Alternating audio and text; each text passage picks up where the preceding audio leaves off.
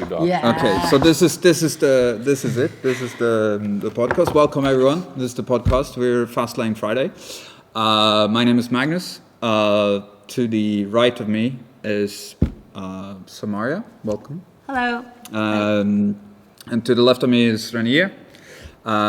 Together we're going to do a podcast about cars and news and everything automotive. So Samaria, before we start, please plug anything that you have going on, because I know you have a lot going on. Okay, so hi everyone. For those that don't know me, I'm a stress and burnout coach, and I do a lot of personal development stuff. So my 3 passions are personal development, martial arts, and I'm a beginner with cars, so that would be my 3rd. What's going on this coming days? We'll be preparing an empowerment workshop within the mindset of martial arts. So hopefully I will set you the dates very soon. And for the meantime, if you have any stress or burnouts, I'm the person to go to. Thank Voila. you. Yeah, perfect. Renier, anything going on with the club? Yeah. So my name is Renier, and we're sitting in the space where I spend loads of time. Loads of time. Maybe a little bit too much, but basically we are a facility here in Amsterdam where we, for the car enthusiasts who cherish their cars, we have some instruments in place such as storage, detailing, and also this amazing clubhouse where we host.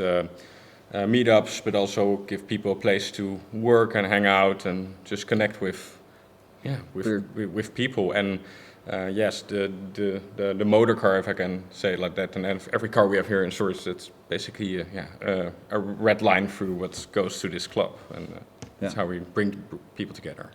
It's a beautiful place. Yeah, it's very, very gorgeous. We will show more in the As a future. member, I can just confirm that it's the service is fantastic. It's a lovely place, and highly recommend. If you have need for car storage or want to join automotive club, then check out Le Garage, check out Le Club.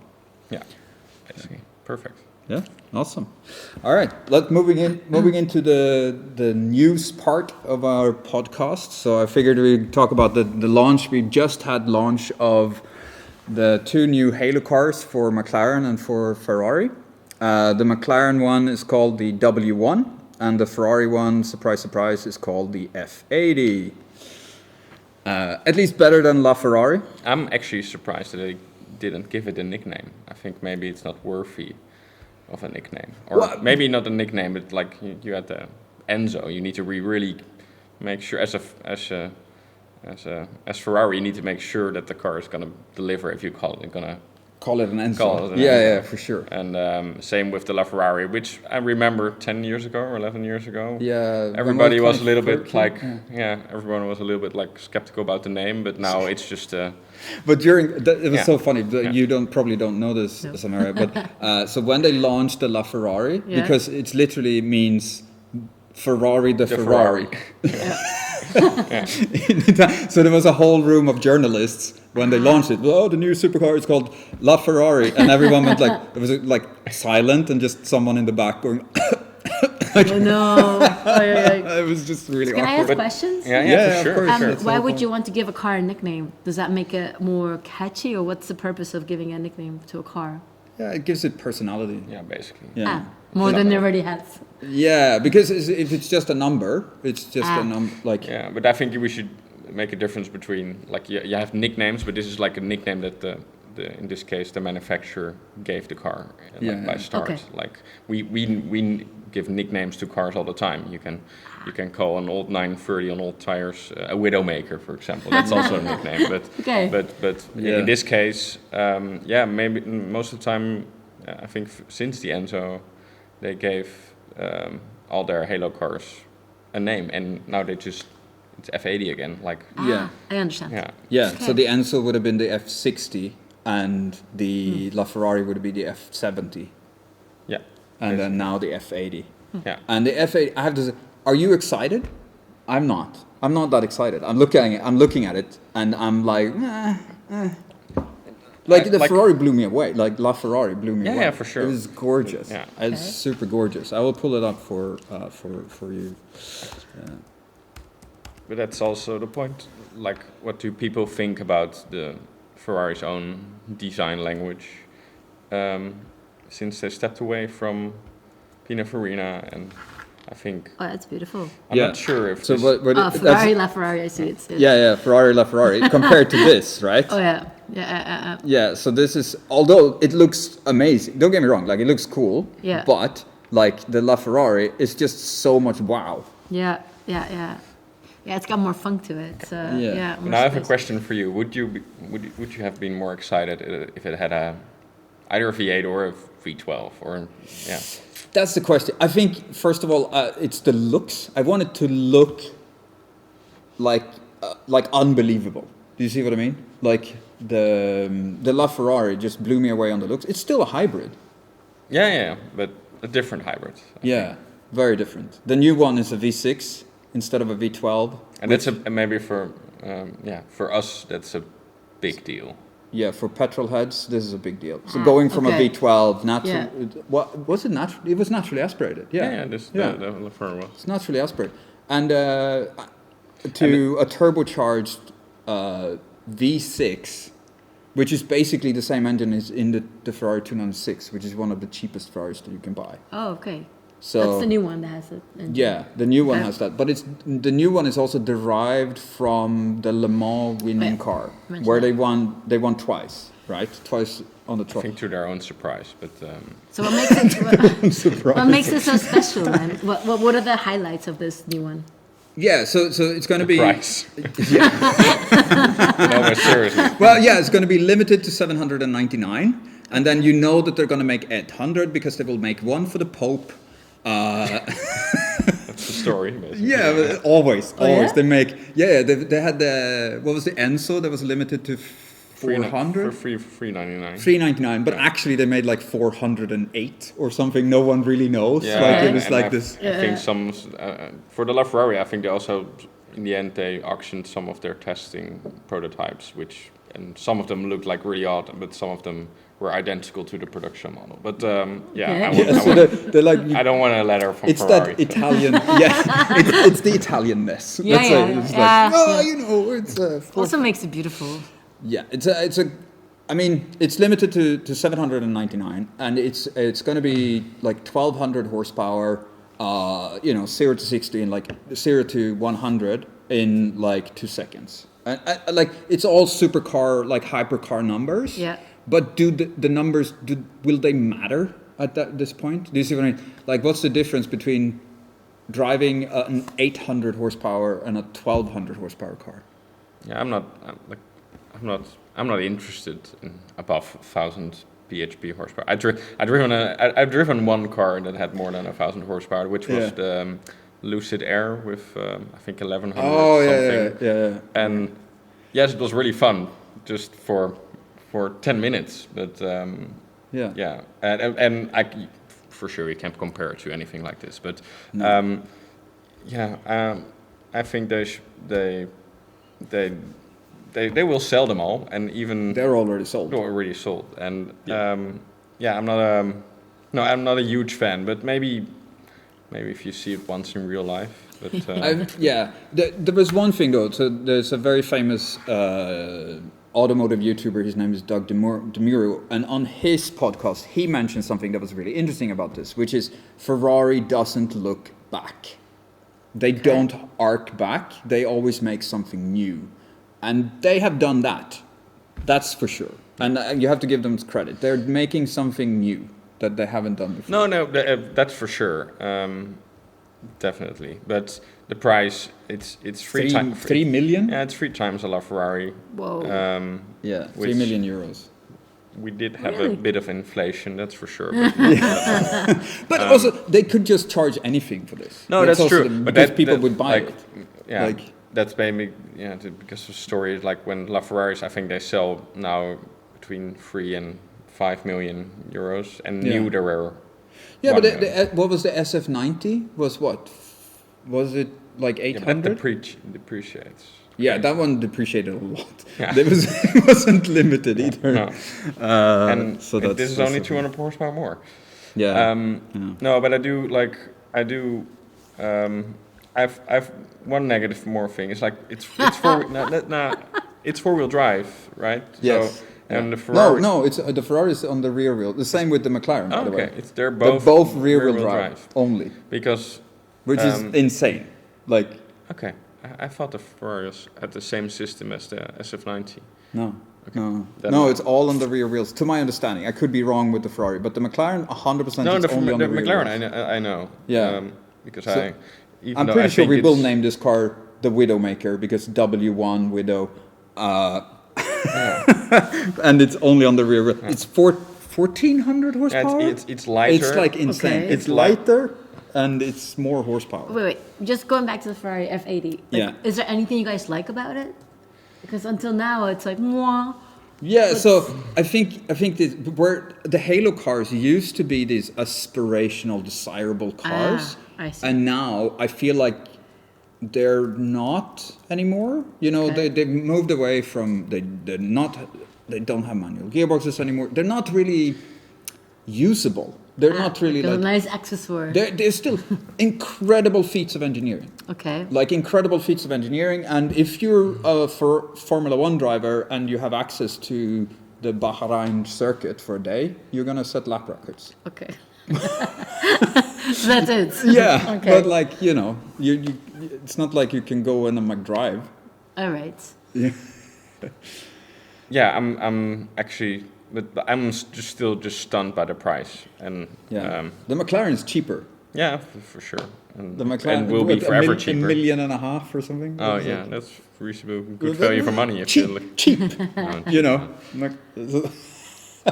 So what do you like about the McLaren then? Like, so I love the idea that they also that they're just engineering excellence. So it's cool, and it has the Goldwing doors, which is really cool. Yeah. The doors are really cool. Yeah, it's very the doors work futuristic. for me as well. The door works for me. But like we're looking at a picture. I'll put it up on the screen. But we're looking at a picture with the Goldwing doors open, and it looks really good. Like really good. Yeah, like I don't dislike the looks. My initial thought was, ooh, that's a bit much. But I think I had the same reaction with the P1, and now I think the P1 is very pretty. I'm not sure if this will be ever as pretty as the P1. I can imagine that like that. But I do think they like the interior. I don't really like. I'm not really fond of. But The interior is really fun. No. Yeah, I'm trying to find a picture of it here so Mario can have a look as well. But it's very specific, very special look interior. Yeah, there we go. Yeah, why? I know. They ran out of paint. Like, and then you have these amazing goldwing Yes. doors. And Yeah. And then it's like the seats are no. basically attached to the car. The seats are not seats. The seats are part of no. it's basically the car and itself. you're probably gonna move the pedal box. Yeah, and so you move No, the steering really? wheel and the pedal box when you sit down to Because adjust the car to the you. manufacturers don't want people to mess with their perfect weight distribution. So are you it's just- serious? Well, it's not also the fact that like you can then make it much lighter. You don't have to make a seat. You make a mold in the car, right? So this is all carbon fiber, Sorry. the entire thing. Yeah, Right, I so- get you guys. Yeah, Yeah. it's not appealing. It doesn't look comfortable. It No. just, and it, But I mean, it's then again, it's not supposed to be Yeah, I get it, comfortable but per still. se. Like, but yeah, it's just I don't know. It's but I mean, I would like to sit in one, and then I can have a proper opinion on it. But just but from here, I'm not too sure. somehow these like Halo cars, they were of course very aspirational and very like unobtainium, but they were somehow you were able to drive them on the street, or you were at least like there was a fantasy of the fact that you would be able to drive it if you owned it. But with these ones, But how does that work then? If you can move the steering wheel and the pedal box, like that still has to change with the weight distribution, like the moment, like the. No, but I physics of think it. like the instrument panel and the it's more about it's just the steering wheel, which I think in most cars you can put it 4 ups or down. So that's basically, and that also depends on the driving position. I don't think that messes up the weight distribution that much. No. And the pedal box is just most of them they slide the whole. They have like a sliding on the floor. And the it's main not point is that they want the adjustable. people like the 80 Center. kilogram Right. person driving the car. Like that's how they test the cars. And That's great. I Actually, I like that idea. and I also think Yeah. it helps them a lot with skipping a lot of safety, Yeah. additional safety requirements would cost especially McLaren, will cost them a lot of money to develop and test it and approved. And they just announced that McLaren Automotive has been sold. So the Bahraini family sold it to like some investment firm in Abu Dhabi that also is invested in what's his name? The guy who made the McLaren F1. Gordon Murray. Gordon Murray Automotive. Okay, so the same investment group from that invested in Gordon Murray Automotive also now fully owns McLaren Automotive and will have a stake in the McLaren group. Okay. But now you mentioned Gordon Murray, like I think which is one of the greatest car designers of all time. Okay, I'm learning. I'm just observing and learning. Yeah. So basically, we talk about these cars and they're unobtainable and they're way too expensive and way too powerful. And I think nobody would ever, what you just said, would enjoy them on a road. I think a LaFerrari you could have enjoyed on a road. We've all seen some footage and parts of. Yeah, but they were already like borderline too fast. Yeah, right. But they're natural. I think you could have enjoyed them, and I thought now there's LMP cars for the road. With a license plate, and I don't get the point of that. And I think the approach, like Gordon Murray's taking with his T50 and T33, I think that's the way to go. They have really so what we're looking at more moving the cars analog and exclusive rather than technology and and just all out performance. So make them usable for people. Yeah. So that they're engaging. Cars. Because they're for enthusiasts, right? Yeah. Rather than and I think another thing back to the SFA of the F80 is that nowadays Ferrari is a they had an IPO. They basically they have shareholders and they have a board. And I think they're now more run by accountants than by the Italian family, if you can call it like that. And I get the point. They need to sell. They need, but McLaren have been all over the place with their models. Sure. So there's no consistency with the models at McLaren. It's very difficult to understand what does what. Yeah. But the McLaren is still limited to 399. The Ferrari is 799. So the McLaren is going to be fewer made. So there will be more exclusivity there. So the question is, long term, will these cars hold their value? Good question. Yeah, because the LaFerrari is what, doubled in value? Tripled, maybe. Tripled, yeah. And the McLaren P1 has what, doubled at least? Yeah. So the question is, will these cars also be investments? Will these cars also? Oh, for sure. I think for sure the first year when they get delivered, some guys will flip them and Ferrari will get rude and get their lawyers.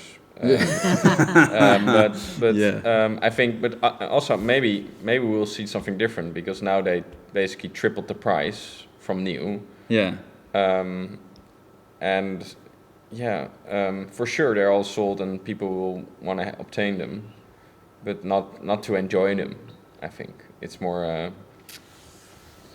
It's more investment, but a person who is wealthy enough to be able to buy and also get an allocation of an F80, because it's not just you can walk in you need to, and you actually need buy to have one. Bought 6 Romas. Exactly, you need to be on the list, right? This magic. No, actually they have a point system. Some client of mine told me they have a very secure point system. Is that it's not only the cars you buy, it's also they also want to involve like new clients in this sort of program. So they have, I think since 2016, they have a program that they basically introduced that you also have to attend like their own events, their dinners, their track days, but I think they're like if you're a young entrepreneur, you're doing well, you don't get in between because some people I think most 75% of these clients are in the FXX program, and I think that's already the highest program you can get from Ferrari. For your perspective, that's basically their racing. You literally own a car, but you only have access to it when Ferrari brings it to a racetrack for you. But isn't this also like a thing of like status? It's crazy if you follow. Yes. Also so these are the top 1% of the 1%. Yeah. It's also, I think, a lot of like, I will say, men kind of like this. I will use the word ego kind of thing. Like, and if they can afford it, like, why not? You know, like you've had such an accomplished life that you can afford this, and even if it's like once, I don't know how many times. Hey, why not? I'm curious about who's gonna buy them. Who we know, and I'm not saying personally, but no, you remember like you know my off. Like I remember that I think the most crazy was J.K., the singer of Jamiroquai. He's a fantastic collector. Yeah, he collects amazing. Oh, really? Yeah.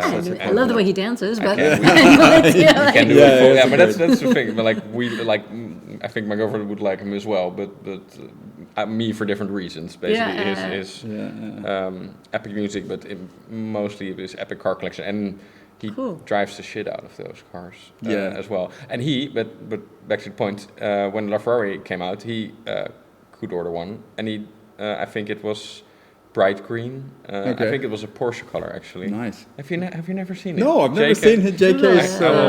Let's get it on the screen. It's I think he sold it as well with profit. But if you like, JK LaFerrari. JK LaFerrari. Yeah, that's it. JK drives his. Oh yeah, there we go. Okay, we need to mute. Oh, that is a green color. That's so cool, right? That is awesome. Yeah.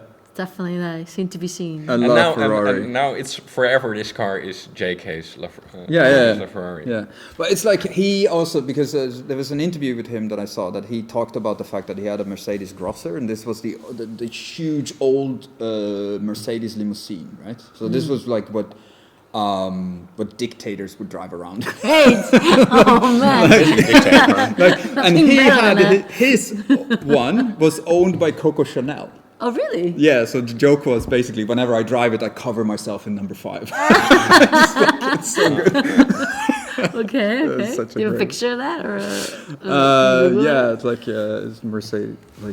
his Mercedes Grosser. But what makes a car great according to you guys? Like, because I hear all this. To keep on the subject, this makes a car great. If you can, like, if for example, also like the people who drive them make them as well. Yeah. For sure, that has the point. Oof, that's nice. Yeah, so it's basically a huge Mercedes limousine. From, I see some dictators. Yeah. So I think Idi Amin had one. Okay, and like he great. would there was a phone in the back. Like everything is hydraulic. Yeah, there are no electronics. Yeah, everything is hydraulic. So to pull the window up, it's hydraulic. To release the boot, it's hydraulic. Windscreen wipers, hydraulic. Yeah. It's like you. If there's a leak in the system, though, it's like 12,000 euros to repair. You have this really, like for me, famous Top Gear segment of James May and Clarkson. Like, they're testing their own cars, and Clarkson had sold his one, but Clarkson had a Grosser, and James had like a silver Shadow Rolls Royce, and then they compared their last maintenance bill. And then first James goes, I basically paid £250 for this hose pipe or ignition piece or whatever. And then Clarkson gave him the bookwork, and I think it was 20 grand of maintenance. He had a huge it would fold out. Really? It was 20 grand. It's crazy. Yeah. So it cost a little bit to maintain this boys. Yeah. Okay.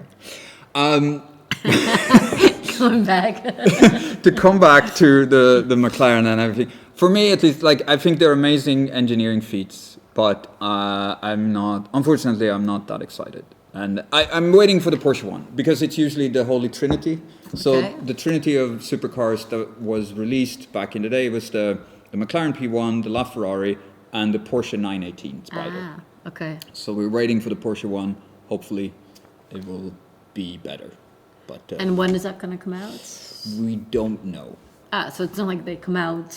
I think it's going to be electric, but Oh yeah. yeah. Well, they teased with an all-electric one, Yeah, they but teased. like everything else now, everyone is backtracking on the all-electric thing. So I don't know. Look at Volkswagen Yeah, share price. Well, that's Yeah. a different issue because the ID range is terrible, really terrible. They had, I'm so upset with Volkswagen how they fumbled that. They went from strength to, they built the best all-round car ever made in the Golf 7, and then they could have made an electric version of that and just fumbled it. Yeah, that's what BMW has done. So to further elaborate.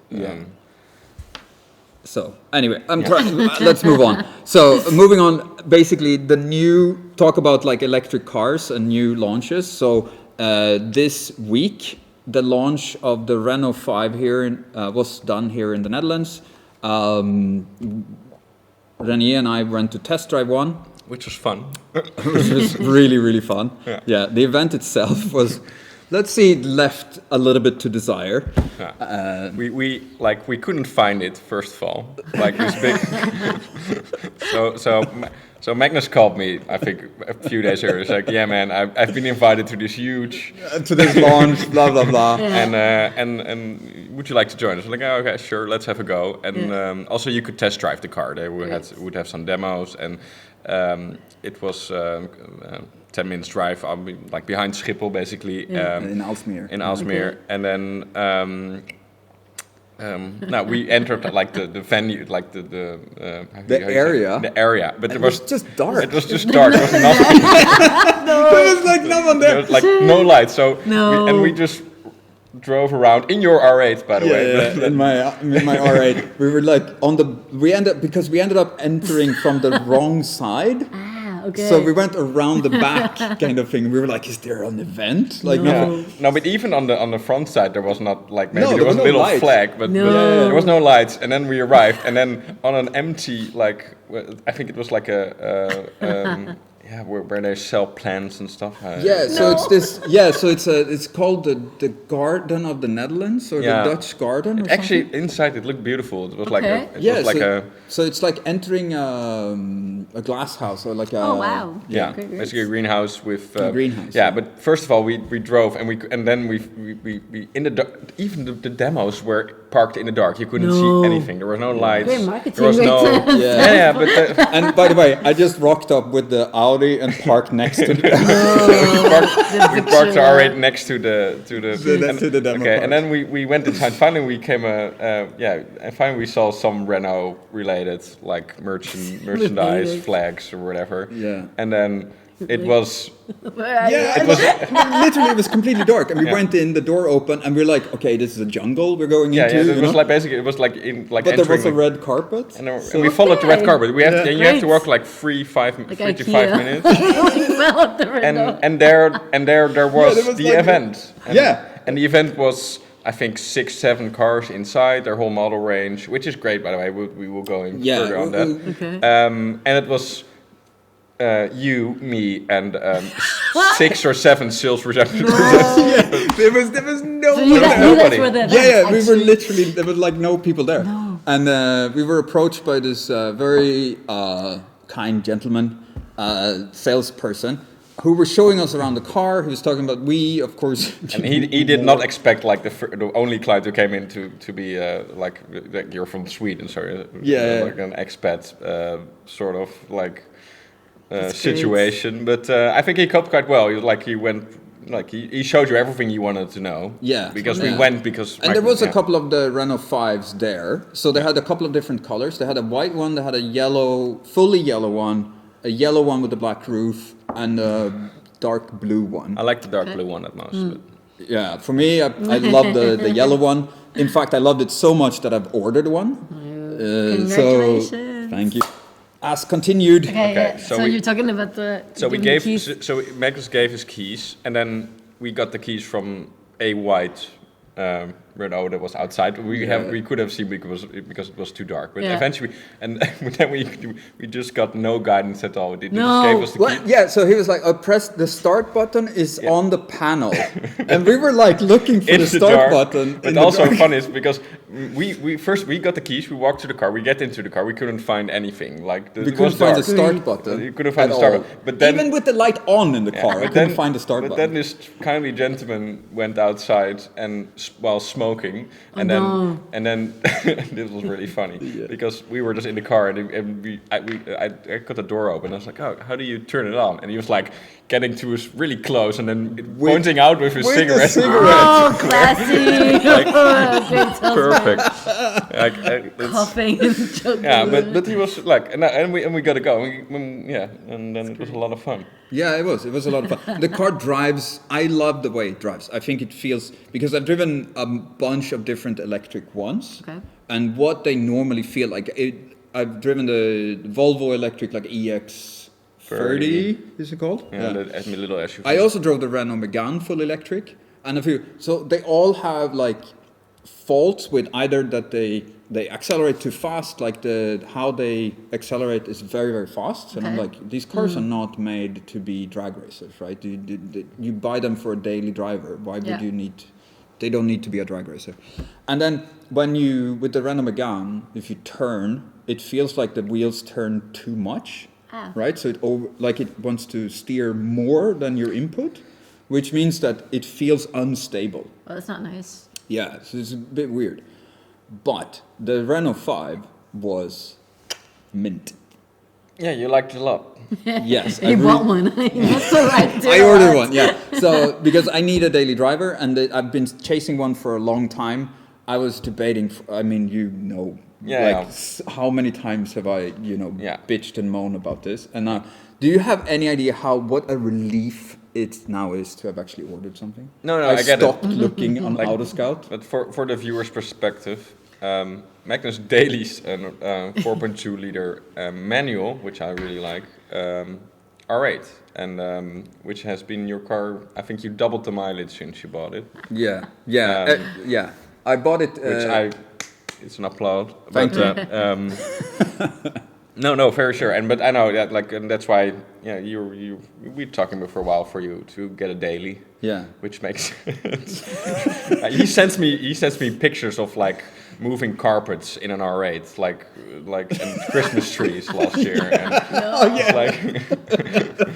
yeah, the driver. You should have seen. You went to IKEA and buy stuff, and then we had to put the this outdoor things that you click to put the floor on your balcony, like these kind of outdoor, looks like wood, whatever. Yeah. I bought 12 packets of those and fit them in the R8 at IKEA. I couldn't fit the tripod today. How did you fit that in there? It's a whole passenger seat. That was amazing. Great. But anyway, so first of all, what do you think, Sammy, about the car? You've now seen it. You see it. Do you like it? Do you think that these are do you like the design?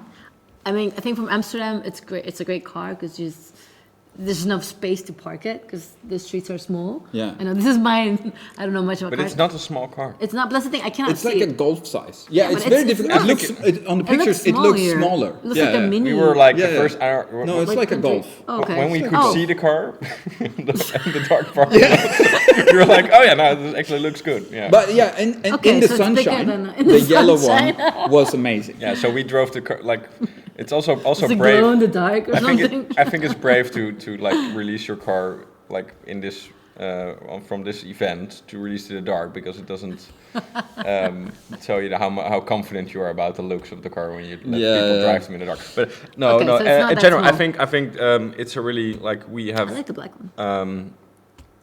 It's a very. I have a thing for black cars, but. This one the yellow's no sunshine. I already said it's like the sunshine. It's color. like a happy car. No, it's a happy car, and it has some nostalgia, even though it's electric, because everything needs to be electric nowadays. But it has the quirky, it has the same Mini vibes you got from the first new Mini back in the 2000s. Yeah. So, and also of the build quality, because I was expecting it almost to the build quality wouldn't be that good inside because I'm thinking, oh, it's a French car. It's not going to feel like. But everything felt like the Can I see the Golf inside? 7. What's It felt like the Golf 7. So everything felt like tight and well built. Except for one thing. I like Except this for guy. one, the lipstick. What is it? What does it mean, the lipstick again? It's the shifter, gear shifter. It's supposed to be like a lipstick. So the gear shifter. This that thing was here okay, is a gear shifter. I don't like I No. don't dislike it, but yeah, that's So this is the inside. yeah. Okay. So And- it's all recycled materials, and it's Okay. like mine is not going to be exactly this. It's going to be more the dark one, the jeans as they call it. So it's almost jeans fabric. Yeah. The only thing I found was when you slam the door, Oh yeah. it felt a bit tinny, but Yeah. I think it's a Renault after all. Yeah. So of course it is still it's built to hit a price, right? Basically, but they have I think the price is quite good. They have great finance deals. Yeah. The finance deal was great. And the price on the... I like this green, I think it actually. ended up at 34,000. You should get the green. You should reconsider this green option. I feel like. No, you get the green. You can go together. I am not a big fan. I saw the green there. So it's going to be this interior. Okay, So cool. it's more like jeansy style. Okay. Oh, why did it change? There we go. But what is it they like about the car? Like the mechanics of it and the like. So how it drives. So for Okay. me, it's a lot about because what happened with these electric cars, because they're really heavy because of the batteries, they feel really weird when the suspension goes up and down. Okay. And if you steer at the same time, it feels really weird. And like but this one sat really well. It has 2-link rear suspension. It has so it feels stable and solid and it's very well damped, so it feels really well done. The steering is in sport mode, heavy enough that it actually has a little bit of feeling. It's not completely numb. And it accelerates at slow enough pace that you're not going to make yourself sick. Okay. It's also good. No, I think especially everyday car. January. To be honest, I'm not that interested in electric cars at all. But when you asked me it drove really fun and nice, and the suspension did well on the curvy roundabouts we took. But Let's not get into that too much. Yeah. No, yeah. That's So for an electric car, you would it was say a test yes. drive. So. Yeah, so for an electric, because also for me it's about dailying this in Amsterdam, Yeah, right? yeah. And for me it makes sense to have that electric car. I would have preferred something else, but it's just not financially viable anymore. Yeah. It's just not. No, that's crazy expensive. Yeah. And it's just I wouldn't mind to have a hybrid. Yeah. But then They still... don't have a hybrid in this? No, this is Okay. all Pure electric. electric, Yeah, and as well as they're releasing more models. That's also the thing, that something that worth mentioning right now. I think Renault is actually doing the whole electric car thing well. Okay. So they're doing a lot of retro stuff. So the Renault 5 is a remake. They're releasing the Renault 4, which is going to be more practical. Okay. The Renault 4 is gonna look the same as the old one. Similar, yeah. So basically a modern I haven't version. seen, A modern I have version. no view on it. A modern version of the Renault 4. Yeah. So the old one was this. Yeah, I know That's the so old one. nice. So everyone knows the old one, Yeah. right? This one, Which was a great car. You actually see them more in south of south of Spain Let's see if we and can- Morocco. Yes, and they are great, and they they have this history, and what they do is basically they redid it. It's the same with the Renault 5 now. It's also that it had that history, right? Why is it so difficult to find the right? Did they release concepts? Yeah, it's already. it's already. So you can actually look at it. So it's going to be like this. So instead of that old one, it's now the electric one, and I think they've done well. It's basically the They had it there. No, it was the Dacia variant, was there? No, they had that in that location also. I thought it was the Dacia. No, they also had the Dacias there. Yeah, They had the the new Dacia, Dacia Sandero. Dacia- no. It's called something else now. No, it's bad news nowadays. But Oh yeah, bad news. They should everyone. They made Top Gear made that car, but I don't like this one. no. No. But that's the thing. Like it's just a bit more practical. And it's a little cheaper, bit bigger. right? It's a little bit cheaper. Just don't It's just like yeah. There's nothing like for me. There's nothing special. It's like a normal car. It's like okay. Yeah. But that's the point. But, like the old ones are beautiful. Like why couldn't I just make it a little more like? Yeah, but old back ones? in the day, I think the old ones were like people like. Were they beautiful then? No, because Because now we see them as beautiful. Yeah, but were they for example, if you look at the TCV, right? The TCV. We call them Deux deux chevaux, or in Dutch we call them een lelijk eendje, like an ugly duck. That's how we call them. Like, Can I see one of them? Can you say ugly duck? Like TCV. But and now they're actually quite reasonable amount of money. But back in the day, if you drove that kind of car, but I really like these ones. It was just you. Yeah, because they are retro, right? Yeah, that's true. Yeah. But were they because and they made these up until the 90s, I think. But like No, they're so long. They made them a long ass time. Yeah, but I think I look at cars from a more how are they designed, how do they drive, and I drove a 2CV on a couple of times, and I like it because the suspension is insane. You can take bumps with crazy speed. Like I have a friend. I had a friend on my school who had two of them. One racing one and one normal one. How cool. And he basically on our rally he just drove out the Porsches, the 911, just because he was just driving it to the max. And the other guys were just, I'm great. just very curious about my Porsche. But yeah, you can take bumps, but it's really the engineering part is also nice because they have like a gearbox in front of the engine, and that's why you have to change like the gear stick is like it's like high up there. Up on the dashboard. Because the linkage has to go over the engine to change the gear, which doesn't make sense. It's French. Yeah, it's French. But that's why I like it. That's why I like it. Doesn't make sense. Because the French are experts at making almost everything really good. So they would have always some weird quirk, but. Okay. Because, but also, I mean, they're going from. They make good wine. Yes, they make great wine. They make amazing food. They're incredible people. But like when it comes to cars, they make them weird and quirky, and we love them for it. That's the thing. We love. At least I do. Yeah, I mean, we don't have This is the new Renault Twingo that's going to launch.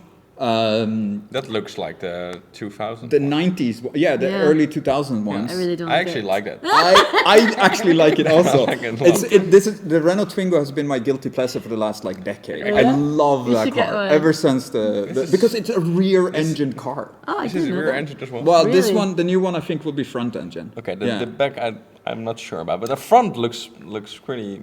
It funky. arches back to that. But is this like a I render? hope they're gonna make a Harlequin version also, which is like all the panels have is different this like colors. official that's stuff, nice. or is this like a render from You really a find it, though. concept? No, this is what they. Okay. From Renault. Yeah. Oh, yeah. Yeah, this is like an old this Twingo. is but the Renault EV concept. So this is how it's going to look. Yeah. Yeah. Okay. And then you will see it in Paris with loads of dents on the Yeah, side. exactly. Of course, yeah. Juniors, The Renault 5, the first one when it came out, was the first one with plastic, like collapsible bumpers. Yeah, because of the Parisian cones. kiss. Like traffic cones. Yeah, You can dent it and then it Yeah, because it would just itself. But that's go also out in again. Amsterdam, huh? The way people park, it's just like literally ting, ting, ting, ting, ting. You push each other. Depends. to Not get out. like Depends. Paris. Not like Paris. No, not like Paris. No. No, Paris is really like. I live in the Pipe area, and actually, it's crowded, but it's not that bad. But it's also like I generally like if I see a dented car, or I look where I next to park. I think you do as well. Yeah. Yes. Yeah. I mean, in my garage, like in the house where I live, there's one person who has dents and scratches, and I don't park near that person. Good call. That's in general. Yeah. yeah. Regardless, I just see. Even if that person parks where I want to park, I would park in a different Keep it location. Just because. I'm driving now the Microlino, which is really fun. It's like the small battery version. It's also inside here. Yeah. So even though it's expensive. These. Yeah. Can you tell me about these? Yeah, I test drove one. Oh, also. yeah? But you are not that positive. But I think you drove the I fast didn't like one. it. I feel that they are like death trappy. What are these things? So they're just electric little Yeah. bubble cars. I love it was the old bubble car, came out after the Second World War. It was basically Are you talking about the Messerschmitt? and the BMW one. Yeah, And it was also the ISO, whatever they're called. But basically, they now introduce them as electric cars, right? Okay. So you still open, the whole front is the door. Yeah, so basically, like if you put up the BMW Z, it's a Swiss company, or Swiss owned. They, so Swiss investors are behind it. They bought the patents and the rights from BMW to make it. And then now they manufacture it in Italy. Oh, I like this old one. In Northern Italy. Yeah, so it's based on the BMW Isetta. Yeah. This is the old one. It came out after the Second World War. To get people moving again. So this is the door. It's one door. So the front is the whole front of the hinges. It's like the Jetsons. You guys ever watch the Jetsons? Like the old cartoons shows how old I am. Yeah. Like in the space are going like this. I don't these know the kind of Jetsons, things. but I'm old I'm the enough. oldest one here. I'm old enough. But okay, I like these. No, but I think they're great because, I think you drove That's you drove it's cool. the fast one, which can go up to 100 kilometers an hour. This? Yeah, it felt unsafe, man. Yeah. 90, it does 90. 90, okay, Yeah. 90, okay. So, but I'm driving around just Amsterdam where you can drive 30. You have to go and 30, and the little thing goes 45, and I love it. I think it looks nice. People like it. I get positive reactions from it. It's great for Amsterdam. I got thumbs up everywhere. Yeah, It's amazing. We're gonna wrap ours in, maybe in the looks of an old Isetta as a project, but we're actually working together with them, which is great fun. And I think they're just great. I think in Amsterdam, if you're familiar with Amsterdam, you see a lot of these. Yeah. Like the one big perk is that the slow one, if I call it that way, the one that's capped to 45 kph. On a permit, you can park it anywhere in Amsterdam, which is a big plus. Yep. That's insane. Yeah. And for example, if I want to drive my Mini and put it like in a different area where I don't have a permit, I pay €6 an hour, which which you don't get happy from it. And they have like scan cars, so if you forget to start your app for 2 minutes, you will get an instant fine, and which is annoying. But no, actually. To back, like there are multiple concepts. Can I see the new one of it? Yeah, the new. What are they made out of? What's the material? It's so basically the whole body is aluminium. Is it? Yeah. But how is that like when it comes to like collision? Yeah, it's fully like tested and everything. Like would it sustain? I won't. Oh, I didn't know this. Okay. Yeah. That's nice. So they're all. So they are basically it's a shell around you. Yeah. So it is a little bubble, but it's very reinforced. I it's can actually show quite you strong. in a moment. Nice. Yeah. Yeah, we can go and take a look. Yeah. But yeah, they're really cool. The problem is for the one that goes faster. The reason why I didn't like it is also because nothing has any servo. So there's manual brakes, manual steering, manual everything, which means that you have to push the brakes really hard to get them to brake, right? Yeah, because but it's not a car. Yes, but doing 90 kilometers an hour. Yeah, but you drove okay, for sure. But so then all of a sudden it becomes Larry. If you drive the slower version, that makes sense. Yeah, that's for sure. Yeah, I get your point, but Yeah, so it's just for me. I felt it was really unsafe. I didn't like it. I find it confusing because I never know what's the front and the back. Like it's no, the front. So but when you look at it quickly, you're like it's like I have to look at it like, okay. But these are the ones that are like now everywhere in Amsterdam, right? They're not. Yeah, you see them. You see them. Yeah. Yeah. I love that they have all these funky colors and they're happy. I love that they're like a fun, they're great happy for car. a city like Amsterdam. But this or I busy. love. Yeah. I think they're super and cool. the range is pretty big. 180 kilometers? 190. Okay. Which. But what's the real number? Like, what do you actually get? And like past week, I had this one, and it I charged up when I go here. So and I took it a couple of times out, and I'm sure. I think it's 170 or something. Yeah. Okay. It's pretty good. It's pretty good. So I'm not sure about I'm only driven the slow one basically. I love the name. Yeah, Michelino. I think the name is good, and the marketing is Yeah. and also the guys behind it do the Dutch guys in Amsterdam here. They're great guys. Yeah. I love that. Also, the colors are amazing. This is the light. The light version is basically the one. Okay. I want to see because they have the light ones they have a limitation on colors, but they're gonna change that in the next few versions. Oh yeah, they only have orange and blue on and the black one. Oh yeah. Okay. I just feel like but that's why people also come to us because we can change these color around, wrap them, spray, personalize them, put brands on them. Because I think that's also a good point. Yeah. They're super brandable. Yeah. So definitely.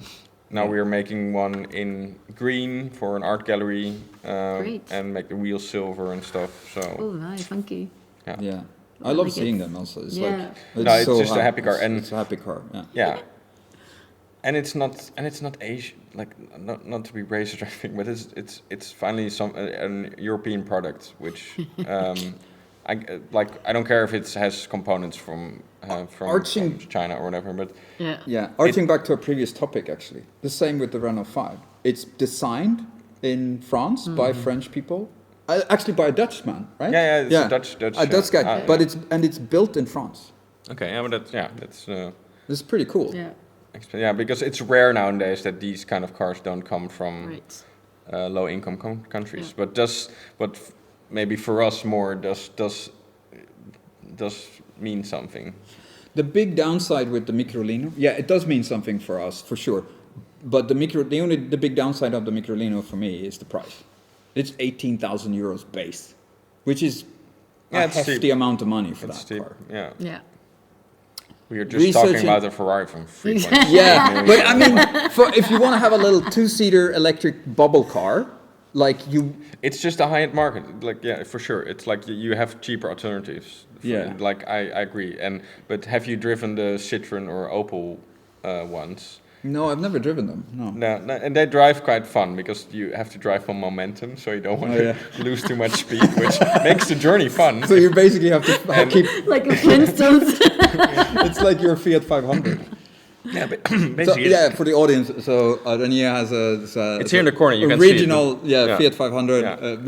You can't see it because it's over there. It's an ornament. Now it's basically yours? an ornament. Yeah. It's wow. I actually took Magnus this summer out for a car spotting round. I really like these ones. Yeah. And also 17 brake horsepower, so you need momentum and keep the speed up. But it's fun. But back to the Opel Rocks or the. I drove a client of mine has one and he pimped it out a little bit. But he was like really fond of it because it was so cheap. It was like $8,000 for everything. With the Opel? The Opel. And it's really funny because if you put on screen, they engineered really, and that's also, what are they called? I think it's French engineers because I think Opel, they are involved, but I think Opel the Mini Electric. Yeah, that one. The Opel Rocks. Opel Rocks. Oh, sorry, this is what I'm talking about. So these are everywhere. The front and the back are the same panel, this only is what the I'm lights. about. Yeah. Only the lights different. Yeah. And they have one suicide door, and on the other side is a normal door. And that basically means that the manufacturer. Oh, they have a suicide. No, it's the same door. Oh yeah, it's just the reverse. It's the same door. So they have just a single mold to make the doors, which makes the production that cheaper. Actually makes more sense. That's and the front and the back are exactly like. Okay, this is why I got so confused. It's the same car. It's because look, it's the same panel. Because the Opels are Germans. They fucking make it. Yeah, but I think it's also French. I'm not sure how like. No, because the Frenchmen would have done two separate doors. They would have done like.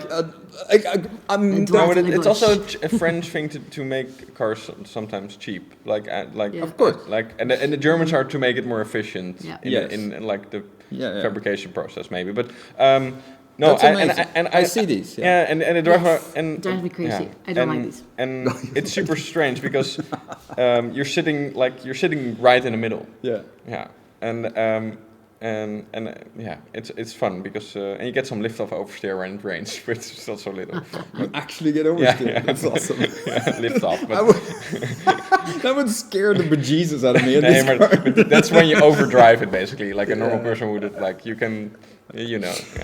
Okay, so I take back what I said about the Microlinos. I like those. I don't like these because they're confusing because you don't know what side is front. No, but these are a rational thing to buy. These are like you can't wrap them. You can. It's just one thing, right? So, and you do. I think you do have now companies who spray paint them, but then you make them more expensive. Yeah, exactly. How much are these then? This is 7, 8, 9. Depends on like. Yeah, it's still not cheap. Well, it's cheap. It's the cheapest mobility that you can get. Oh yeah, it's 8,699. Yeah, and I think you could pay $99 a month with a panoramic roof. Wow. Panoramic, okay. A glass panel. Because the roof, the panoramic roof in the Microlino is literally like clonk. Yeah, but this is even more simple. I can guarantee. Yeah, but I quite liked it in the Microlino because while I was test driving it, when you were parked and the sun was hitting you, it was so easy to just like close it. Yeah, no, it's and then like you could just open it in 2 seconds when you started driving. But this is basically a plastic one, and the Microlino is it's more robust for sure. Just plastic? Yeah, it's both all, of them. Yeah, it's all. No, the Microlino is. Microlino is aluminum. Yeah. Okay. Yeah. So and then like in Amsterdam, you have like most microcars you see are the. Is this the same car as the Citroen? Yeah, basically. Okay, they are the same car. They're same, co-developed, probably. Yeah. Okay. I told my mother this was a handicap car. The handicaps like in Amsterdam, they have the red things. Ones, and she was like, "What is that? Oh, it's for handicaps."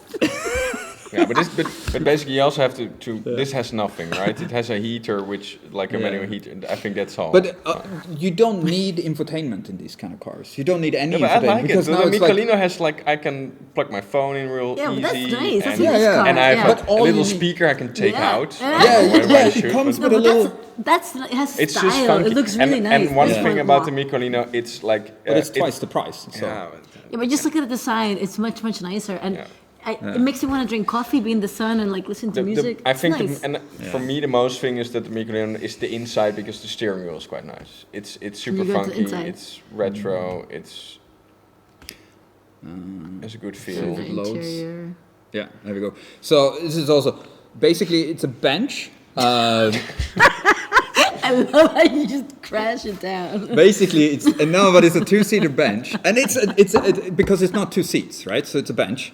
And you can slide it a little bit back and forth. It's like a love seat. Like it is a love seat. That's it. It's a love seat. And then when you get in, it's really awkward because you step in from the front. It's super funny the first time. And that's the steering wheel. This is super nice. And you have a little. Yeah, so it's a really fun, it's easy to connect your phone. It's easy to play music in it and everything. And it's really funny. I will do the same. The gear selector is like the Jaguar one. Yeah, with the F type. It's like a robot. And the funny thing is, I will do the same to you in a like after the podcast. Is I will get you in it, close the door, and then see how you would escape. Because it's like, I did the same joke with with my colleagues and some clients. It's not that easy, no. No, because there's a button somewhere, but nobody can find it.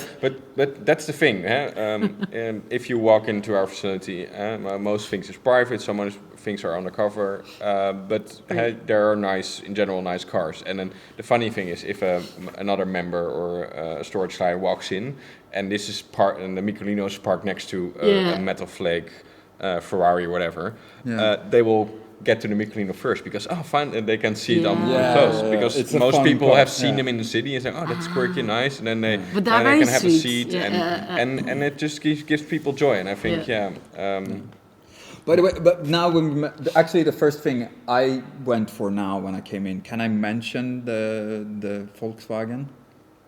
The Volkswagen. What do you mean by the Volkswagen? The one that you have here, the red one.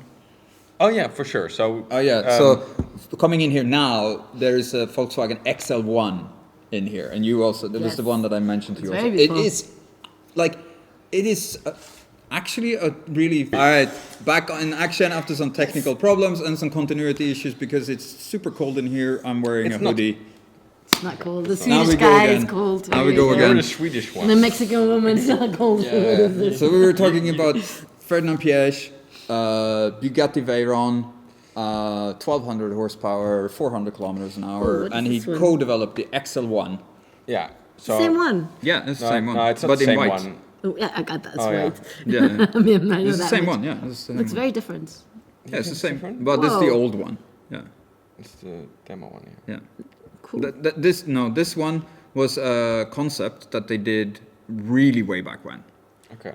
Yeah, and so what they had was the low drag shape, so they used that. It's actually designed by Klaus Bischoff of Co-Designed, and he's and I think this is a great design, but he's also responsible for the ID program. Oh, you see? But yeah, maybe you should made a little bit more and see how the market would cope with it. But no, it's like people like ID. go crazy when they see it. Like, It's super small. I'll show you any ID car. It's just like awful. It's awful.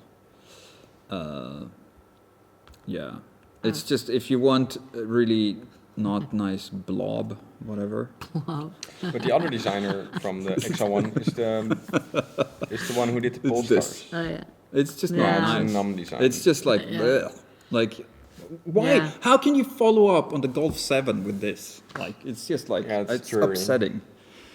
But that's, but I think like it hurts me a little bit that the VAG concern is doing so badly because the share price, like, But they spun off. Luckily, they spun off the important brands before it started going down.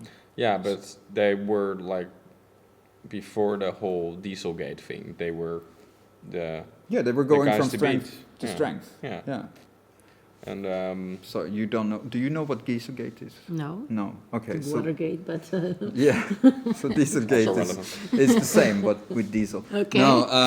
Yeah. So it's Dieselgate. basically Volkswagen developed a program in the cars that Okay. had them.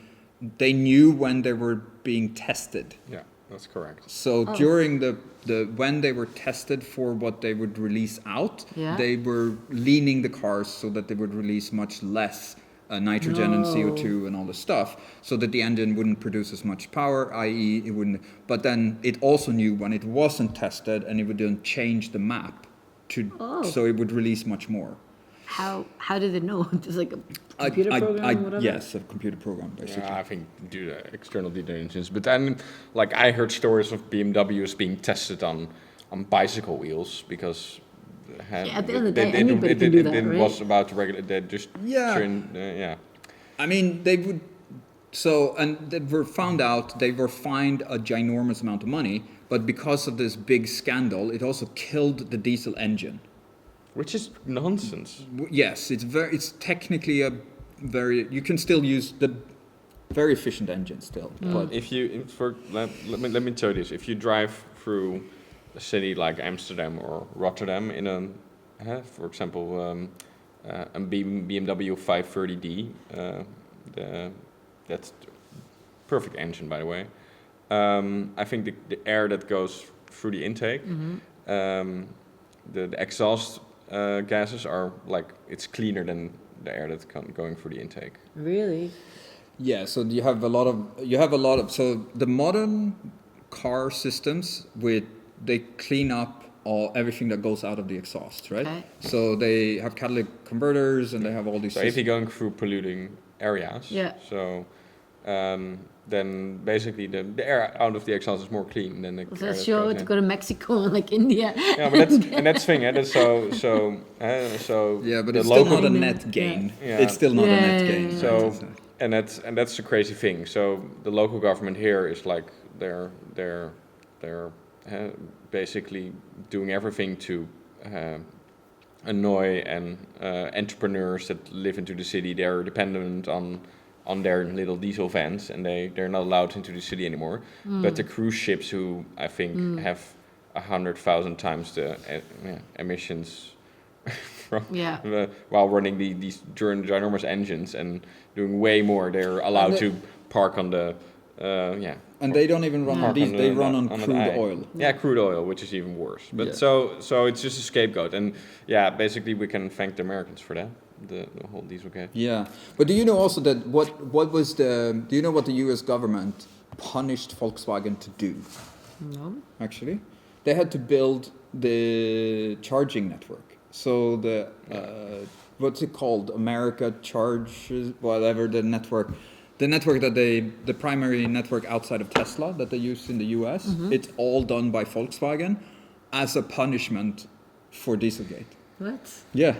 Huh? So they were basically, they said in order to they had to pay a fine, plus that they had to create this charger network for electric cars. But okay, for sure they were being naughty, but I think many of the manufacturers were a little bit naughty. Yeah, but don't they just got caught. Yeah, but that's, exactly. I think everybody wants to push it to see how far they get out.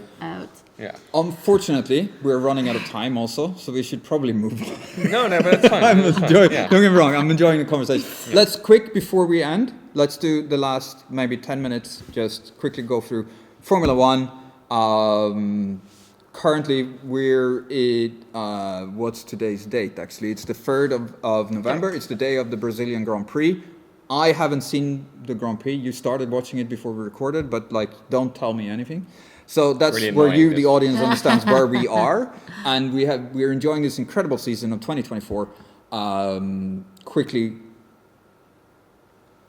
let's go to you first, Renier. Yeah. What do you think? I like it. No, I like. Okay, we had 3 dominant seasons of now 2 dominant seasons of the Red Bull, sure I'm Dutch, so you assume everything. I'm a Max fan, but I am a little bit. But I think if you're interested in Formula One, you should be excited for a person like Max. But I'm rooting for Lando as well. I think it's great that that he gets the car, and also on occasion he drove 20 seconds away from him in Austria, I think, which is crazy. But what I love about this season is also it started out where everyone just went, oh, it's another season of just dominating. And it just turned around. Verstappen. Because the year before, so 2023, Verstappen demolished. He won how many? Red Bull won 18 out of 19 races or something? Yeah, they ridiculous? lost only one, which was Singapore, which was Carlos Sainz in the Ferrari. Yeah, and then which is the second most dominant season in history, right? After 1988. But so everyone expected that because he was starting to win in the beginning, and then now it's turned into this fucking super exciting, like anything goes, and there have been 5 or 6 different winners. Yeah, that's great. Yeah, definitely. It's incredible. If you I started watching in 2000 semi with Kimi. Oh yeah. So I was an instant Kimi fan. Yeah. And we always had this monotone. There are always every season there were 2 guys who won, and now we have just everyone can win. Yeah. The last time that happened was 2012. There were 7 different winners the first 7 races. Yeah. But that's it. Samaria? Yes, my insights of Formula One. Do you watch it? No. Well, actually, I did watch it when I lived in Paris. I'd watched it with a friend of. Yeah, we all 3 of us went to his office, and he lived in he worked at Champs-Élysées, so I watched it. But I am someone that I don't. If I'm gonna do something, I do it 100%. So I watched it very little, but because now I really started this new journey of learning. Finally, the 2 amazing guys about cars. We watched it last time we were with you guys. Yeah, you were here. And it was great because I'm a very curious person, and I don't want to watch something and just I don't understand it, right? It's very frustrated. So you went straight to the drive and to survive. Yes, and I was asking Magnus a lot of things. We were sitting here watching it. And it's really nice because I love watching sports. So for me, it's I like competitions, and when I understand something, I think anyone, it makes it much more enjoyable. So I'm very forward-looking. I'm a bad person to watch if somebody doesn't know anything, to watch together. I just, you don't want to get disturbed. No. For me, it's my little 1.5 hours of but not in a bad thing. But also I love to have the conversation with people around me, which are most of my friends who are also involved in everything that's going on, and because I haven't seen the result of today's race, and I have to rewatch it, the last part. I am not able to look at my phone. No, I can't either now. I can't look at any social media. Even my mother was texting me when we started. Like, are you watching this? Like, so it's today on, I'm going to be watching it every single time. The race today is apparently, it's a wet race in Brazil. Interlagos always is exciting. It's an amazing track. And today is apparently a really fantastic race, and we have not seen it. Yes. So I will watch it on my own probably. So it's got to be really good. No, I think. but also because I think one key is that you learn these guys who like.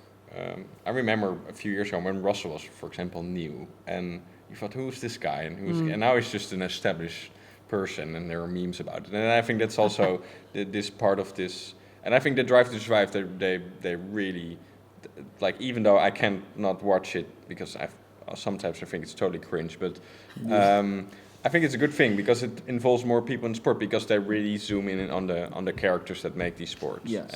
Not always in a good way, but no, in general, I think it's a good thing. Yeah. I've been following Formula One since the 90s, since the Häkkinen Schumacher days. 98 I think was my first season that I really watched.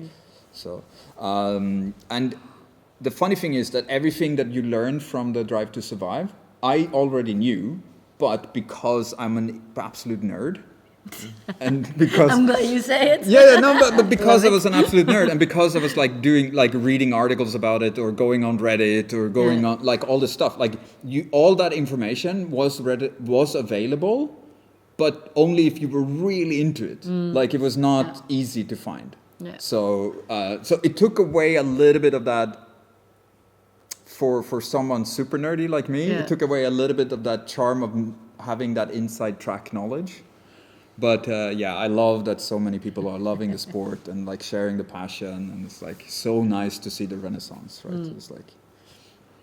And I think you're a great teacher. So next time I'll sit next to you, I will leave you alone. No. Well, I won't ask you all these questions. The downside, it's like the only problem that I had with you sitting and asking questions, because I loved the questions, they were really interesting. But because Formula One is so complex, it's never a simple answer. Great, I love it. Yeah, and that's and there's so much going on, and sometimes my girlfriend also, she just asked something which is, I can, from my perspective, it's so totally obvious, but for her, like, oh, why are they stopping or whatever, or why don't they just?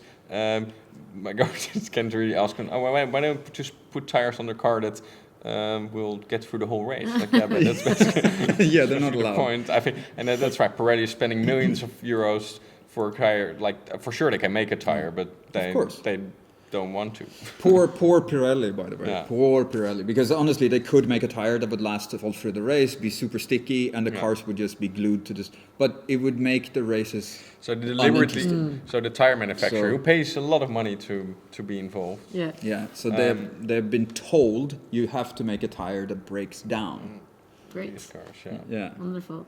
So there's a message for the ladies. Let's keep asking questions, because that's the only way anyone could grow. Yeah, exactly. Sure. We're gonna drive the men crazy. Yes. But we're unfortunately, team. We're let's wrap it up. Let's wrap it up. We're out of time. So thank you so much for joining us. Thank you, Renier. Thank you, Samaria. You're welcome. Thank you. This would not be the same without you. So please give us some subjects if you would like us to mention. Like, comment, subscribe. And I think we're all in the future, we're gonna try also to involve some guests from the Dutch automotive industry. And I think let's see if we can make a couple of episodes. I think we're gonna do hopefully more than 4. Probably 4. I will study a lot so I can ask really good questions. About that. More than 4. Anyway, thank you so much for your attention, and we'll see you soon.